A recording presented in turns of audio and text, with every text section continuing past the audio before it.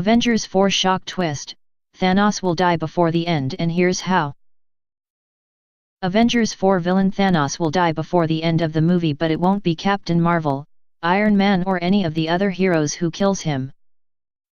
How do you solve a problem like Thanos?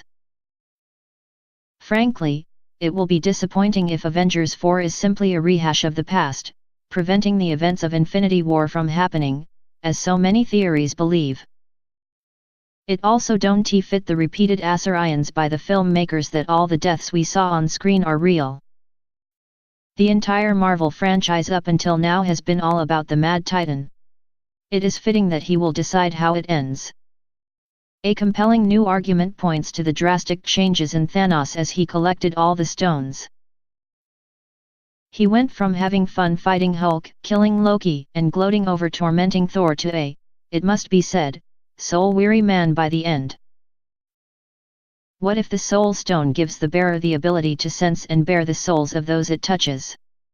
Thanos' grief over killing Gamora is compounded by his clear hesitation and struggle when facing Iron Man, Captain America, and Scarlet Witch. He feels their pain, sactifice, and suffering. Now, imagine if he feels the weight of every life he took in the snap? The new theory says, we see Thanos being overwhelmed by all the sorrow he feels when he wields the gauntlet. So he shatters the gauntlet, killing himself in the process, and separating the Infinity Stones, believing that no one can safely undo the snap without him. Thanos' arc is over, and instead of just being defeated, he has become the ultimate hero in his own arc and sacrifices his own life for what he believes to be universal salvation. This completes his arc and shows that even though his viewpoint was flawed, it was completely selfless. He truly believed that what he was doing was right, and he is forced to kill himself to ensure the snap stays permanent. He worries his will is not strong enough to resist the temptation of undoing the snap for the rest of his life, so in a final heroic act of selflessness, he kills himself, believing it is the only way.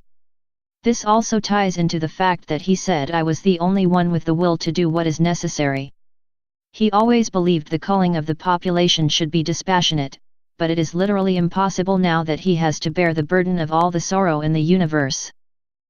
The Russo brothers did a great job of making Thanos perhaps one of the most empathetic villains in the MCU, so I really don't think they'll go the Ultron route and have the Avengers defeat Thanos by shooting different energy beams at him.